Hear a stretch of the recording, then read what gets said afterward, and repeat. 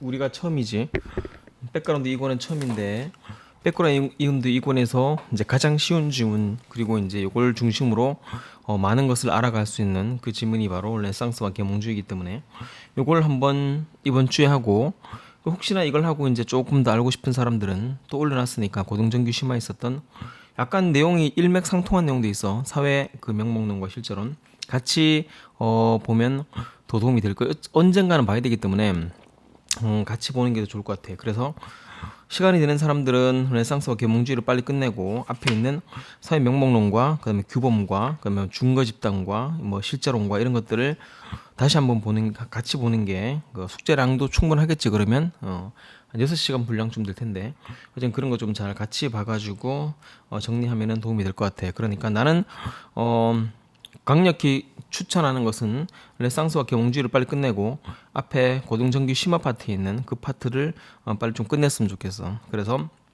공부량을 좀 늘렸으니까 계약도 연계되었었고 이 기간을 잘 이용해야 되는데 그러려면 또 책도 읽어야 되겠는데 책을 읽을 시간 없었기 때문에 백그라운드 배경 지식을 전부 다 손필기 하라는 것도 그 때문이야. 자, 토브 국어 노트를 다운받았지. 거기다가 이제 적도록 하고 요거는 요거고 손필기 할 건 또 따로 손필기 하고 그렇게 해서 한 권에 만들도록 해.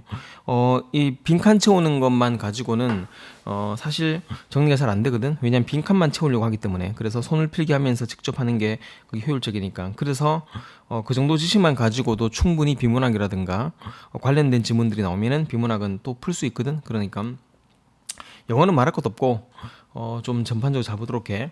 이 슬라이드는 내가 지금 옛날에 만든 슬라이드이기 때문에 약간 글씨체가 좀 그런데 그래도 뭐 괜찮아. 는 잘 못 느끼겠지만 먼저 르네상스를 한번 들어볼게. 르네상스 하기 전에 먼저 이것저것 좀 설명을 한 뒤에 그다음에 그 지문을 시작할 테니까. 자, 왕권 신수다. 왕권 신수. 왕은 권리는 신에게 부여받은 것이야. 그래서 토마스 홉스의 리바이어던 그쪽을 읽었던 사람, 동영상을 봤던 사람들 그거 먼저 보고 그걸 본 사람들은 왕권 신수가 뭔지 좀 알 것이며, 왕권 신수는 어쨌든 왕은 신에게 부여받은 신성한 권리이기 때문에 왕은 잘못했을 경우에 신에게만 이제 책임을 지고 국민에게 어떤 용서와 책임도 질 필요가 없다는 게 왕권 신수지. 원래 이제 최초로 사회 계약했을 때 왕권 신수의 개념 없었단 말이지. 그 사회 계약을 사회 계약서를 만들어지고 나가지고 왕들이 하는 거 보니까 이거 말이 안 된다는 그 말이야. 그러니까 토마스 홉스조차도 왕권 신수에게 반대했다는 건 이미 여러 가지 내가 동영상에서 설명했던 거고.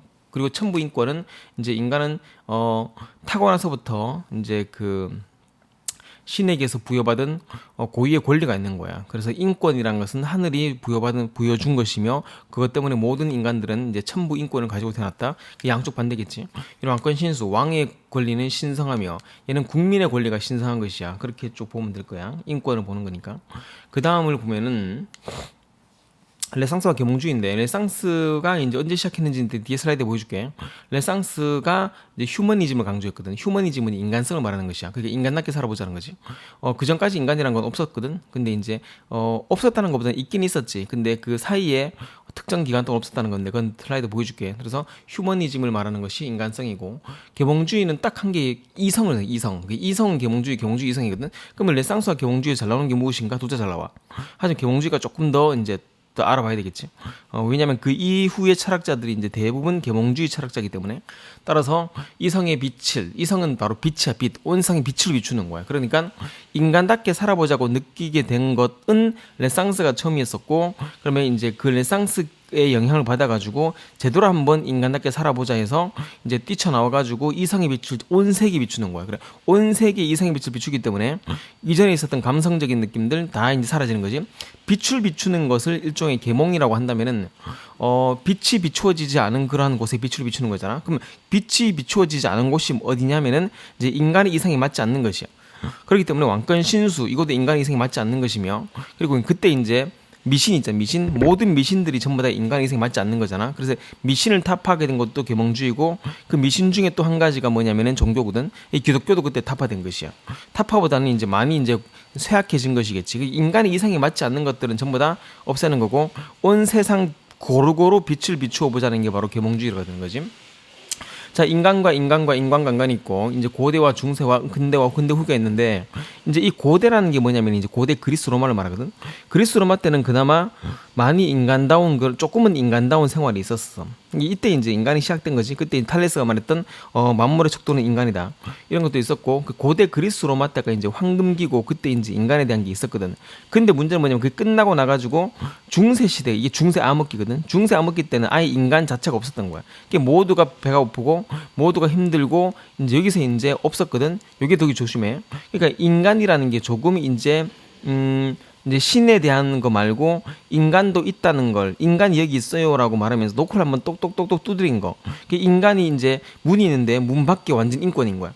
문 밖에 인간 세상이거든. 근데 똑똑 두드리면서 우리도 한번 인간이 있다고 말한 거. 이제 고대 그리스 로마의 뭐 그냥 뭐 제우스 신 무슨 신 이런 것들에 대해서 얽매이다가 그러니까 그리스 로마 신화의 시작은 신이거든. 근데 그리스 로마 신화의 마지막은 아이네아시스인가 로마를 이제 만든 그 사람 그 창시자 그 사람인데 그의 끝으로 가면서 이제 그리스 로마의 시작은 신이고 그리스 로마 시작의 끝은 인간으로 끝나는 거야. 이렇게 인간이 이제 중심이 되는 사상으로 조금 나가려고 했는데 이제 완전히 중세 암흑기 때는 완전히 박살난 거지. 완전히 인간이 없었지. 인간이 없고 완전히 그래서 암흑기라고 하지. 암흑기가 뭐 어두웠고 이런 거보다는 중세 때 인간이라는 것 자체가 없었기 때문에 암흑기를 하는 거고 그런 다음에 이제 여기서 너무 이제 고달프고 힘들게 살다 보니까 인간들이 조금씩 이제 그 인간을 찾아보자고 한 것이야. 그래서 이때 노크만 했었잖아. 그때 인간의 살짝 고개를 내밀어가 문을 살짝 열고 이제 정말 역사상에 없었던 문을 살짝 열고 노크만 두드리다가 문을 살짝 열고 고개를 내민 것이야. 내밀고 인간이 어떤 건지 한번 잠깐 고개를 내밀고 바라본 것이야. 아, 인권이란 이런 것이구나. 잠깐 바라본 거거든. 그때 이제 얘들이 했었던 그런 운동이 바로 이제 르네상스 운동이 되는 거야. 그리고 인간이 약간 찾았지. 완전 찾은 건 아니지. 이때 이제 근대 군주제 때 인간이 약간 좀. 근데 얘들 많이 박살났지. 많이 사람들 죽었었고 이거 찾으려고 하다가. 그래서 이제 이때 처음으로 이제 사람들이 인간이 밖으로 고개를 내밀고 문 밖으로 내밀고 인간이 있을 수 있구나. 인간 인권이 있을 수 있구나. 그런 걸 느꼈던 게 르네상스고 르네상스 당연히 이제 이때 뒤에는 없었으니까 어디로 되돌아가자고 한 것이지. 이때 중세 암흑기로 가자는 게 아니고 인간이 그래도 조금 있었던 노크를 두드렸었던 고대 그리스 로마 시대로 복귀와 회귀를 말하는 거예요. 부활이거든. 르네상스의 뜻이 부활이기 때문에 고대 그리스 로마로 회귀하자는 거지. 그 중세 암흑기가 너무 힘들었기 때문에 이 상태가 아닌 옛날로 돌아가자고 한 것이야.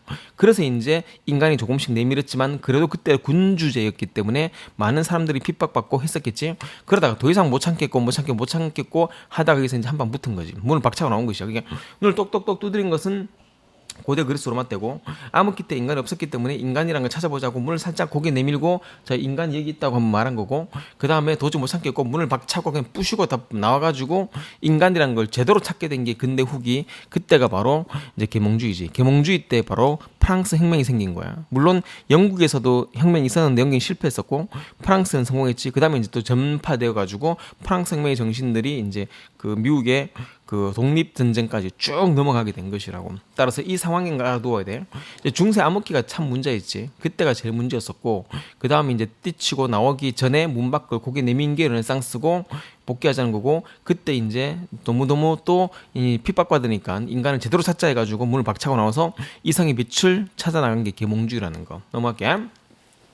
잘 써라 거기다가. 자 이제부터 본격 들어간다. 르네상스란 것은 무엇인가? 르네상스란 것은 이제 다시 아까 말했듯이 그 전 단계를 말하는 거야. 전 단계는 이제 인간이 없었다는 것, 그까지 전 단계를 말하는 거고 프랑스 혁명 이전에 이제 르네상스가 먼저 시작했었지. 이제 문예 또는 예술의 부활이다. 고대 그리스 로마로 아까 말했지 복귀하죠.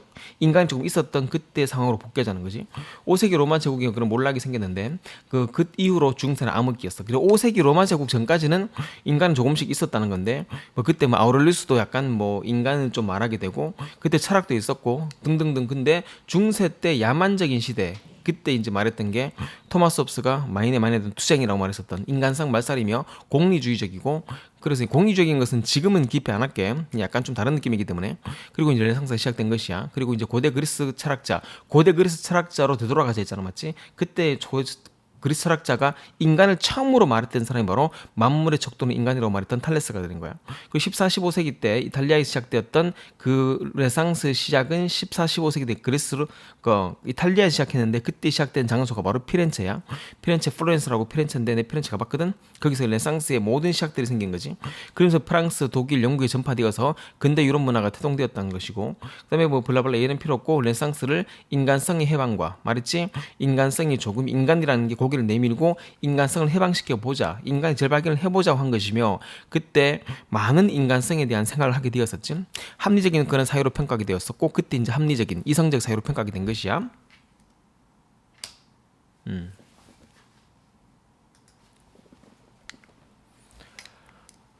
피렌체와 르네상스가 처음 시작된 게 피렌체였거든. 피렌체에 내가 여기 올라가다, 나한테 여기는 굉장히 좀 의미가 있는 그 지역이거든. 이게 조토의 종탑이고, 그러니까 르네상스의 시작이 본거지가 바로 피렌체고, 피렌체의 예술과 문화와 정치와 과학의 전부 다가 이제 인간이란 걸 한번 생각해보자고 했던 건데, 지금은 너무 깊게 들어가지 말게. 예술의 시작은 조토의 종탑, 그다음에 라펠로 등등등 다빈치까지, 그리고 이제 문학은 단테의 신곡부터 마키아벨리 군주론 등등등등, 그리고 이제 정치는 외교적 관습과 전통을 수립하게 되고, 과학은 갈릴레이, 이제 이때 요건 인간보다는 일반적으로 이제 이 전부 다가 이제 인간보다는 신적인 거에서 좀 탈피하자는 건데, 단테는 약간 좀 그렇다. 단테의 신곡은 약간 좀 다르기 때문에.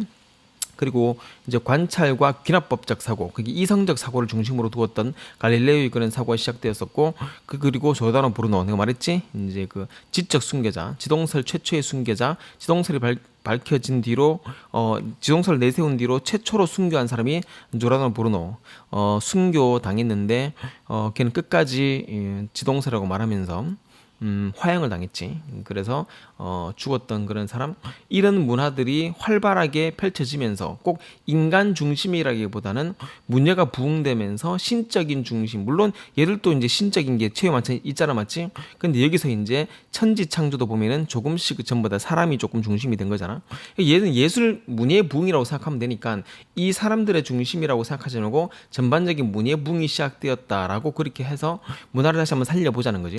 이때는 그 인간 중심이라기보다는 이제 중세 암흑기가 너무 이제 그 모든 게 문화적으로 예술적으로 다 핍박, 다 암흑기였기 때문에 그걸 살려보자고 한 것이고, 인간 중심보다는 여기서는 이제 그 관찰 중심, 이성적 중심으로 한번 보자는 그 말이겠지. 여기서 이제 내가 설명하고 싶은 요거는 뭐냐면은, 여기가 계단이거든. 계단이 몇백 개인데 올라가면 진짜 되게 높아. 그러면서 이제 피렌체가 다 보이는데, 내가 여기 계단 올라가, 이렇게 계단 이렇게 돼 있거든. 정말 위험하지. 올라가면서 그때 내가 처음으로 이제 심장에 이상이 생긴 걸 알게 되었어. 그러니까 심장이 정상은 아니구나. 그래서 이제 한국에 와가지고 수술을 받게 된 거지, 심장을. 따라서 여기서 내가 처음으로 와, 정말 여기서 난 정말 죽을 수도 있었어. 되게 힘들더라고. 그때 좀 이상이 생긴 걸 알게 된 게 이때였지. 그냥 해본 거고. 자, 넘어갈게. 그 다음에 휴머니즘. 이제 계몽주의는 휴머니즘이고, 그 다음에 그 르네상스는 휴머니즘이고, 계몽주의는 이성의 빛이야. 그러니까 이거 잘 판단해야 돼.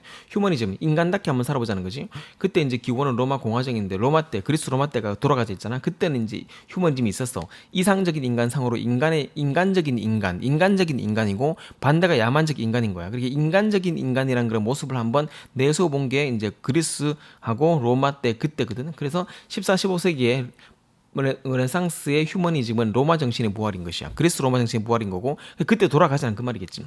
인간적 인간이라는 것은 무슨 말인가? 인간은 독자적인 가치를 지닌 인간성의 속에서 발견될 수 있고, 신보다는 인간이 중심이 되는 것, 이게 바로 이제 일반적인 인간적 인간이 되는 거지.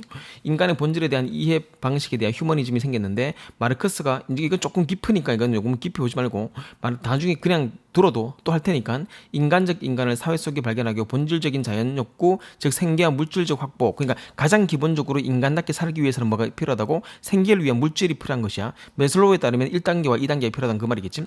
샤르트르는 본격적인 휴머니즘인데, 실존주의는 듣기만 해도 인간은 스스로를 주체로 생각한다. 실존주의의 시작인 샤르트르인데, 인간은 스스로를 주체로 생각한다. 이건 또 니체가 말했던 유보멘시, 인간은 신에게서 벗어나가지고 실제적으로 스스로가 살 수 있는 그런 존재로 돼야 돼. 그 인간을 찾자는 그 말이지. 신에서 얽매이는 인간을 찾자는 건데, 문제는 신 자체가 잘못된 게 아니고 그 그 르네상스 이전에 이제 중세 암흑기 때 너무 이제 신에 대한 잘못된 인식으로 왕권 신수가 생기기 때문에 이런 게 나타난 것이라고. 그들이 만일 신을 제대로 사용했었다면 이렇게까지 엉망이 되지 않았을 것이야. 그래서 여기서 이제 모든 것들의 문제는 그 왕권 신수로 인한 그러한 신과 왕들의 결탁으로 인한 것이기 때문에 거기서 벗어나고자 하는 그러한 그 운동이 생겼다는 거고, 마르크스에게 인간답게 사는 것이란 바로 생계를 유지할 수 있는 그런 음식이라도 줘라. 샤르트르에게 이제 인간답게 사는 것은 인간 스스로가 선택하는 것이다. 이 모든 것이 그 당시에 중세 암흑기 때 없었기 때문에 그런 것이지. 계몽주의다. 이제부터 계몽주의. 그 르네상스는 잠깐 넘어 계몽주의부터 본격적으로 쭉 나온 거지. 르네상스가 시작되고 나가지고 인간이 조금씩 고개를 내밀었어. 근데 문제는 뭐냐면은 내가 자꾸 이렇게 하는 게 뭐냐면은 이게 용량이 부족하면 말 끊어져 버리거든. 수업 다 하고 났는데 용량이 끊어져 가지고 다시 하는 경우가 되게 많아가지고 중간중간 하게 되는 것이야. 자, 계몽주의는 용량이 하도 커가지고 이게 계몽주의 때는 일라이트먼트라고 하는 건데 계몽이잖아, 맞지? 계몽주의 18세기 때. 위에는 지금 연도를 봐라. 14, 15세기 때거든. 그리고 이제 밑에는 18세기잖아. 16, 17세기 동안에 이제 그 르네상스 운동이 계속 진행된 것이야. 그런데 그걸 자꾸 핍박한 것이지. 그 군주들이 핍박하기 때문에 여기서 이제 못 참겠다 튀어나가자 해가지고 이제 계몽주의가 나타나게 된 것이지. 이 계몽주의 전에 르네상스가 없었더라면 그때는 아마 계몽주의는 생기지 않았을 것이야. 계몽주의 르네상스가 시작되었기 때문에 르네상스가 시작되는 거고, 18세기 프랑스의 시작이지. 프랑스에서는 정치가, 독일에서는 사상이. 그러니까 잘 생각해야 돼. 프랑스 혁명이 생겼기 때문에 프랑스는 정치적, 사회적인 게 발달하게 된 거고, 독일은 사상적인 게 발달이 된 것이야. 그러니까 계몽주의의 정치적인 그러한 폭발한 것은 프랑스였었고, 그 계몽주의의 이성적인 빛을 이제 발하자 하고 이성 중심이 된 게 대륙 합리론인데 곧 하게 될 것인데, 여기서 이번에 나왔던 고3 수업 때 여기서 이제 독일이 이제 중심이 되었거든. 나중에 이제 독일의 이성 중심 칸트가 나오게 된 것이고, 그래서 이제 앞으로도 보면 알겠지만은 브루디웨 이런 사람들 모든 그 아비투스를 말한 그런 사람들 보면 전부 다 사회학은 프랑스가 1등이며 과학은 영국이 1등이며 철학은 독일 1등이야. 철학은 모든 게 독일이거든. 독일이 전부 다, 거의 니체도 그렇고 모든 게 독일이었지. 비트겐슈타인도 독일이었었고 철학은 독일인 거야. 따라서 정치는 프랑스, 정치 사회는 프랑스고 과학은 영국이고 그다음에 이제 철학은 독일이야. 그래서 대부분 철학자들이, 우리나라 철학한 사람들이 주로 가는 게 독일로 가지. 독일로 철학을 가지. 어쨌든 독일에서 전개된 사상이다. 정치는 프랑스에서, 사상은, 철학은 독일에서. 이성이지. 자연의 빛을 쫙 발하는 거야. 그래서 즉 자연의 빛을 다방면에 비추도록 하는 거, 온 세상에 이성의 빛을 비추자. 구습을 타파한 건데 구습이 바로 미신 같은 게 구습이야. 그 왕권 신수 구습이고 미신도 구습이고 종교도 구습이고 다 타파자는 거지. 다 없애버리고 이성적으로 생각할 수 있는 그런 범위 내에서만. 그게 칸트의 생각이거든. 계몽주의에 있어서 최대의 정사건은 프랑스 혁명이 되는 거고, 당연한 사건이지. 프랑스 혁명 그 1789년도다. 이성이 무엇인가, 리전, 이성에 대한 자각이지. 중세의 어둠의 암흑기에서 빛의 세계로 나오자는 거지.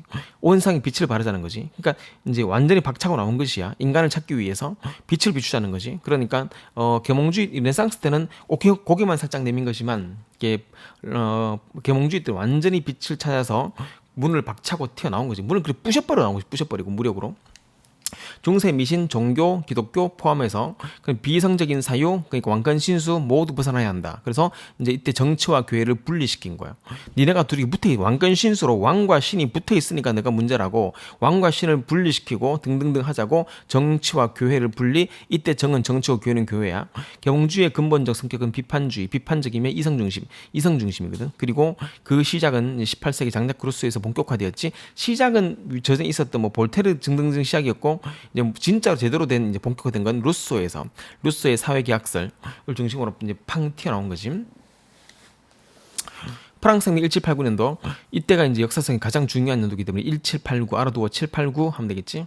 계몽주의 최대의 정사건은 이제 프랑스 혁명이고, 평민들의 귀족에 대한 그런 불만과 계몽주의 혁명 사상가들의 영향에 따라서 이렇게 본격적으로 계몽주의 사건이 시작된 것이고, 패러다임이 전환이 되었다. 이거 되게 중요해. 이거 알고 싶은 사람들은 했지 그거? 토마스 쿤의 과학혁명 구조 했지? 그거 들었지? 그거 듣고 따라오도록 해. 이거 듣기 전에 해야 될 게 많다는 거. 패러다임이 전환된 것이야. 패러다임은 틀이거든, 틀. 큰 틀이 전환된 것이겠지. 로크에 따르면 이전에 이제 모든 그런 왕권 신수는 이거지. 그러니까 얘들도 마찬가지야. 국민의 이해 합의에 탄생되었다. 똑같지, 맞지? 하지만 로크도 왕권 신수를 반대했었고 토마스 호브스도 왕권 신수를 반대한 것이야. 그렇기 때문에 국가는 오직 국민의 이해에서만 탄생됐기 때문에 국민에게 모든 그 권리를 베풀어주고 국민을 위해서만 일해야 돼. 근데 이제 약간 둘이의 차이점은 뭐냐면 이런 어쨌든 이 둘의 공통점은 왕권 신수를 반대한 것이고 이 둘의 차이점은 했었지.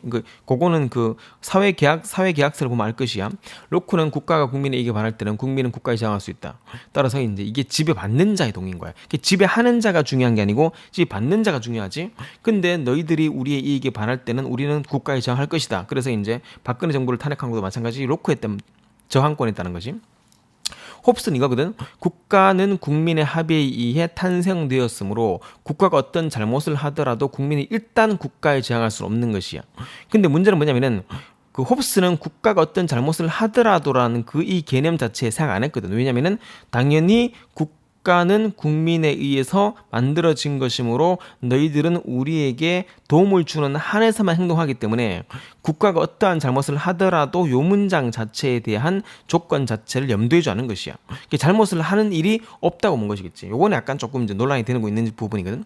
국민은 국가에 저항할 수 있다. 요 부분 때문에 나중에 이제 토마스 홉스의 그 철학이 많이 이제 사람들이 토론하게 돼. 이게 리바이던이야. 어쨌든 중요한 건 뭐냐면은 그래도 왕권 신수는 아닌 것이야. 국가는 국민의 합의 탄생되었으므로 국가는 무조건 국민에 의해서 이제 한할 때 그때 이제 국가가 살짝 잘못하더라도 국가는 저항하지 말고 내버려두자는 것이지. 일단 보자는 것이야. 근데 심하게 잘못한다는 얘기는 토마스 홉스는 하지 않았어. 그때 도크는 심하게 잘못할 때 그때는 바로 저항해서 들어가야 돼. 무조건 조금만 이익이 바랄 때 저항하면 국가가 생기겠냐? 그러니까 이제 참다 안 되니까 말한 거지. 얘는 이제 조금의 잘못을 참아보자는 것이겠지. 귀족이 몰락된다. 문인이 귀족을 대체하게 돼. 그러니까 귀족은 사라지고 문인들이 철학자들이 이제 귀족을 대체하고 사회학자가 귀족을 대체하게 됐는데 그들은 힘은 지녔지만 진정한 힘은 아니야. 그러니까 걔들이 뭐 어떤 그 정치인들처럼 그렇게 할 수 있지만 정치인처럼 투표해서 당선되어 가지고 국가를 운영할 수 있겠지만 그에게 군주와 같은 그러한 힘은 주지 않았다는 그 말을 말하는 거거든. 명목산 힘을 가진 것이지. 허울상 힘. 지배받는 자의 동의가 필요한 거지. 지배하는 자가 아니고. 프랑스 혁명은 천부인권에 따라 이제 이루어진 것이고 천부인권은 뭐냐면 인간 태어나서부터 자유롭고 평등한 권리를 가지고 있다. 어떤 인간도 자신의 신앙으로 인해 체험받지 아니한다. 이때 자신의 신앙으로 체험받지 아니한다가 뭐냐면은 볼테르가 말했던 그 톨레랑스라고 해. 톨러런스 이때 나오거든. 톨러런스가 관용이잖아. 이제 관용주의라고 하는 건데 그거 나중에 곧 할 것이야. 톨레랑스와 아비투스에 대해서. 프랑스 국가 청색, 백색, 적색인데 자유평등 발휘가 되는 거지. 자유평등 발휘가 되는 것이고 그 다음에 프랑스 혁명 당시 프랑스의 파리 상징색이었었고 지금 국기가 된 것이지. 레미제라블 알지 빅토르 위고의 레미제라블 여기서 이제 미리엘 주교 그 이제 프랑스 혁명 레미제라블의 대표적인 그런 그 이야기가 뭐냐고 물어보면 어떤 아이들은 그런 말해. 그 은촛대 사건이라고. 그래 맞지 맞는데 그 중요한 거는 은추 사건이 중요한 게 아니고 그 이후에 있었던 그 프랑스 혁명을 다뤘던 그게 중요한 거지. 이 은추 사건은 그 앞부분이 조금이고 뒤에는 전부 다 프랑스 혁명이야. 물론 프랑스 혁명 조금 전의 사건 후행가 사건들을 다뤘지만 어쨌든 죄인은 죄를 저지른 자가 아니라 영혼 속에 그늘을 만들어준 자다라고 그 은촛대를 돌려주면서 말했었던 미리엘 주교가 말한 것이지. 그때 이제 주인공인 장발장이 원래 이제 마음을 깨닫게 되는 거잖아. 죄인은 죄를 지은 자가 아니라 영혼의 그늘을 만들어준 자. 그들이 누군데? 왕이지. 왕권 신수를 외친 절대 왕권의 그런 그 암흑기를 만들었던 왕들인 거야. 뭐 어떻게 조카는 뭐 먹을 것도 없고 애들이 먹을 것이 없는데 당연히 그냥 숨차라도 갖고 와야 돼서 애들은 먹여야 될 거 아니야. 그것 때문에 감옥에서 십몇 년을 살게 된. 근데 프랑스 혁명의 양면성이라는 게 있는데 빛과 어둠이 있거든. 빛은 자유평등 이념으로서 전체를 몰락시키고 개인주를 상실시키고 등등 했는데 문제는 그 뒤에 공포정치가 시작됐거든. 이거는 이제 지금은 몰라. 너희들 혹시나 토본거에 있는 군중심리라는 게 있거든. 군중심리 책을 보면은 이게 또 나오게 돼. 그리고 이제 이 뒤에 또 패단이 뭐냐면은 그들이 이제 민주주의로 뽑은 그런 왕이 나폴레옹이야. 그래서 나폴레옹 때문에 또 문제가 생기지. 따라서 이제 그 때문에 또 사건이 생기는 철학이 되게 많아. 고정치가 있었고 계몽주의 부산물이었었어. 그러니까 그때 이제 무지했기 때문에 자유평등 찾았지만 평등을 첨찾고 자유를 첨찰했기 때문에 어떻게 쓸 줄을 모르는 거야. 그러다 보니까 이제 좀 이상한 정치로 빠지게 된 경우도 있었지. 평등을 강조하다 보니까 나중에는 이제 평등에 대한 게 너무 과대하게 나갔지. 그래서 이제 사람들을 귀족들을 죽이는 과정에서 평등을 해야 된다 해가지고 뒤에서 여성들이 이제 뭐 좀 키가 작고 애들이 키가 작아가지고 안 보이잖아. 안 보이니까 평등을 외치면서 그들이 뒤에 있는 그 아이들과 여성들을 제일 앞으로 되돌아와가지고 처형 장면을 제일 앞에서 관람시키게 해준 거야. 이렇게까지 평등을 하려고 막 했었단 말이지. 그건 약간 좀 왜곡된 평등이 아닌가? 그리고 굉장히 많은 군중 심리가 포함되는 바람에 그 폐단도 되게 많았었어. 그런 것도 있었다는 거 알아도 될 것이고. 펜 유니버시티 마지막인데 이게 바로 그 펜이는 동전 대학교거든. 근데 1650년경 최초의 커피하우스 옥스퍼드 개점하게 되었고 1700년대 수천 개의 커피하우스 되었는데 이제 문제는 뭐냐면은 영국 역사를 바꿨던 장소가 바로 이거지. 최초의 커피하우스야.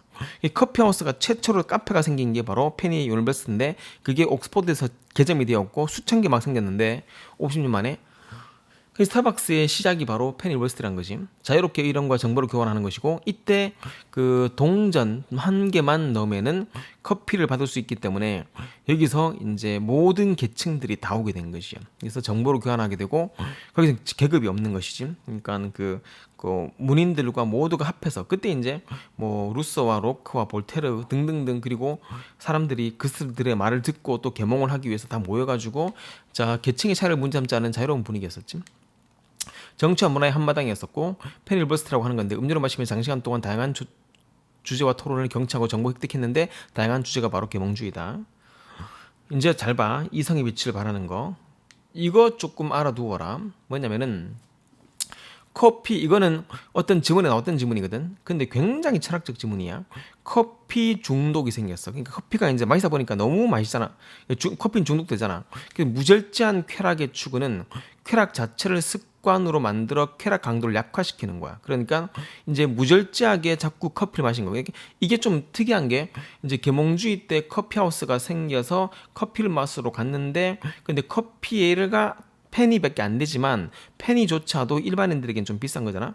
돈이니까. 근데 커피를 또 한 잔 마시고 또 마시고 하루 종일 그냥 커피하우스 앉아가지고 커피 마시니까 이게 무절제하게 막 커피를 마시면 약간 그 있잖아. 쾌락을 추구하는 것. 이 쾌락 자체를 습관으로 만들어서 쾌락 강도를 약화시키는 거야. 그러니까 이제 잘 봐. 이제 좋은 것도 자꾸 습관이 되면은 그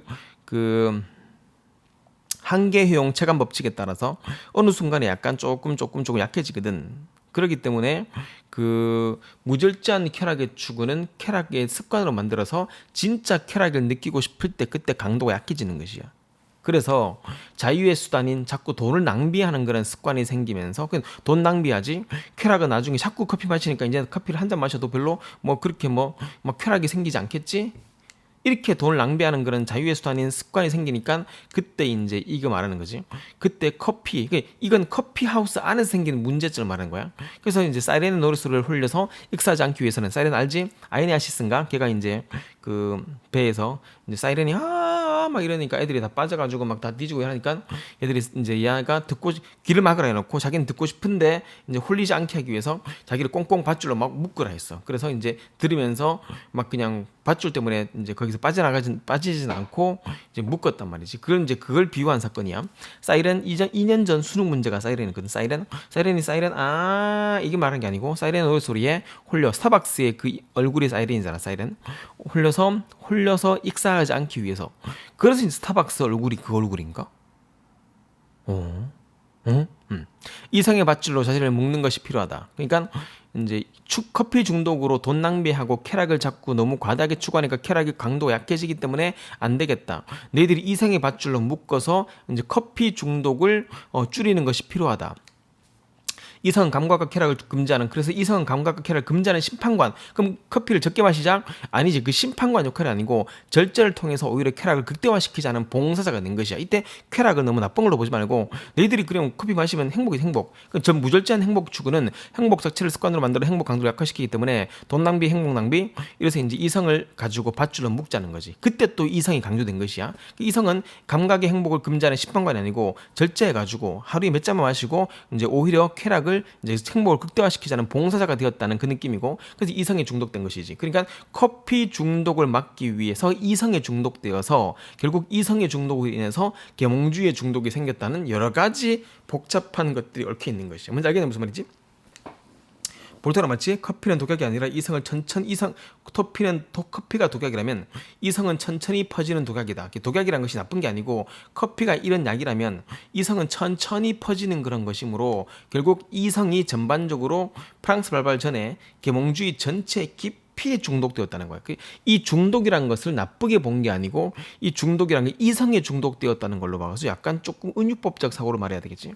커피가 중독성이 있다면 이성은 천천히 퍼지는 중독성이고, 그리고 이 커피하우스를 통해서 이성이 이제 전파되면서 계몽주의 이제 그 프랑스 대혁명 발발 전에 이미 계몽주의에 사람들이 깊이 중독되었다는 그 말을 보여주고 싶은 거고, 볼테르가 말했던 게 바로 그 톨레랑스 관용주의를 말하는 것이야. 됐다.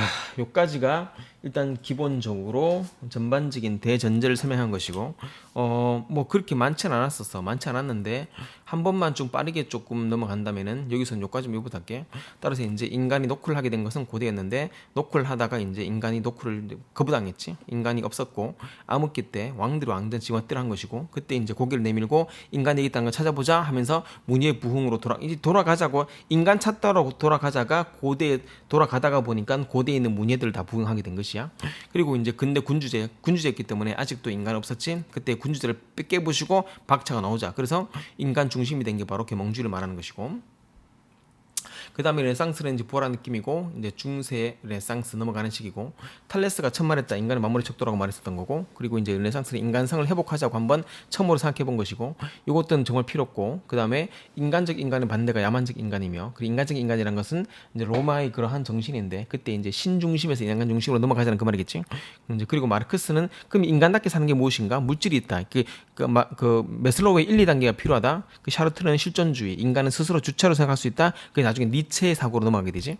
그다음에 계몽주의는 프랑스에서는 정치가, 그리고 독일에서는 철학이, 뭐 대륙 철학은 나중에 하고, 이성 즉 자연의 빛을 당연히 비추도록 하자. 이성의 빛을 쫙 비추자. 구습을 타파한 것이겠지. 최고는 정치적인 사건은 프랑스 혁명인데, 이성은 빛의 세계를 말하는 거고, 중세 미신과 기독교, 비성적 사고 전부 다 타파하자. 그리고 이제 이성 중심 프랑스 혁명, 이제 귀족에 대한 불만 때문에 생겼던 그런 것들이며, 패러다임의 전환.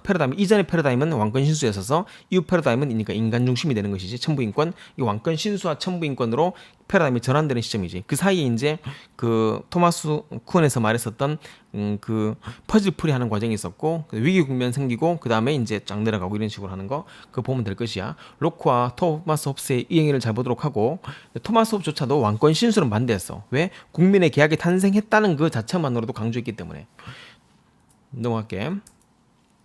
천부인권 쭉 넘어가고, 죄인은 결국 영혼 속의 그늘을 만든 자가 주인이 되는 것이지. 그리고 커피하우스는 방금 했었으니까 그렇게 넘어가도록 하고, 이제 이성이 중독된 건 커피의 중독을 막기 위해 이성이 필요하며, 이성이 깊이 중독되면서 계몽주의가 깊이 중독된 상태가 된 상태에서 프랑스 혁명이 발발하게 되었다는 그 말이 되겠지. 프랑스 혁명이 뭐 난데없이 사람들이 우르르 모여가지고 뭐 그래 하자 이렇게 하는 게 아니고, 그 전에 이미 한 100년 동안에 서서히 한 50년 동안 이제 계몽주의에 중독이 된 상태에서 이제 터지게 된 것이야. 그래서 사람들이 조금씩 알게 된 것이겠지. 이렇게 하면 될 것이니까. 자, 넘어갈게. 이제 본격적으로 독해 들어간다.